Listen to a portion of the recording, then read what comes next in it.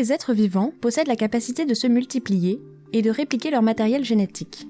En effet, la réplication est un mécanisme qui permet la production de nouvelles molécules d'ADN. Elle se déroule pendant la phase S, et oui, S comme synthèse d'ADN. Les molécules d'ADN contenues dans le noyau des cellules eucaryotes sont composées de deux brins complémentaires et antiparallèles enroulés en hélices reliés entre eux par des liaisons hydrogènes. Pourquoi antiparallèles ? Parce que le carbone 3' du brin sens se trouve en face du carbone 5' du brin antisens.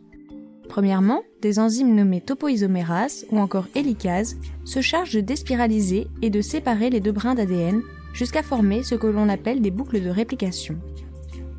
Ensuite, afin de maintenir les deux brins matrices séparés, les protéines SSB se fixent sur chaque brin et les empêchent de se respiraliser.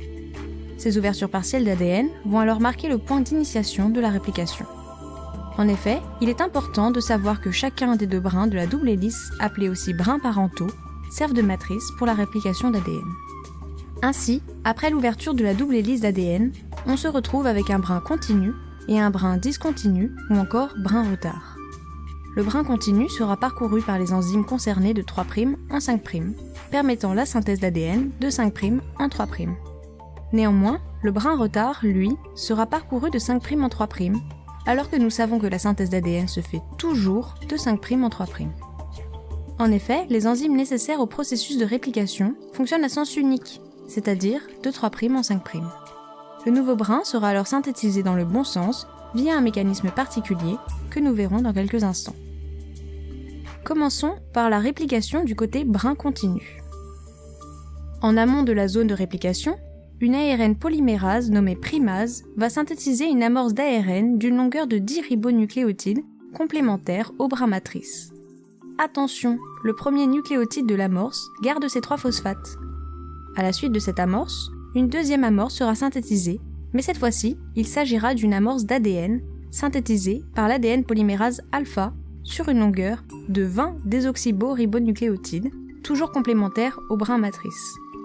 En effet, les ADN polymérases ont toujours besoin d'une amorce, autrement dit, une suite de nucléotides déjà appareillés sur lesquels elles se fixent pour continuer la synthèse du néobrin.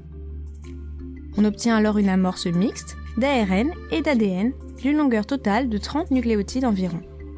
Une fois l'amorce terminée, le dernier désoxyboribonucléotide de cette même amorce servira de point d'initiation à l'ADN polymérase delta qui s'y fixe et commence à ajouter des nucléotides d'ADN. Ainsi, elle parcourt avec ses deux sous-unités le brin matrice de 3' en 5' et synthétise le nouveau brin de 5' en 3' en présence de magnésium Mg2+. Passons maintenant du côté du brin discontinu, orienté de 5' en 3'. Une amorce mixte est synthétisée par les mêmes enzymes que pour le brin continu en 5'.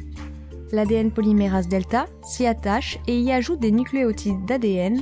Cependant, étant donné que parcourir le brin de 5' vers 3' est le sens contraire au fonctionnement des polymérases, il va falloir synthétiser plusieurs amorces pour que l'ADN polymérase delta remonte le brin retardé et le lise aussi bien dans le sens 3', 5' et synthétise en sens inverse de 5' vers 3'.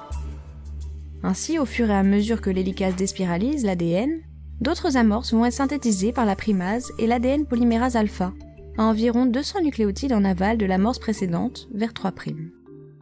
L'ADN polymérase delta ajoute alors des nucléotides d'ADN en descendant sur le brin jusqu'à ce qu'elle rencontre une amorce préalablement synthétisée. Et ainsi de suite, la primase et l'ADN polymérase vont synthétiser d'autres amorces plus haut sur le brin vers 3'. Ainsi, à chaque fragment que l'ADN polymérase delta synthétise, c'est-à-dire entre chaque amorce, on obtient un fragment d'ADN appelé fragment d'Okazaki.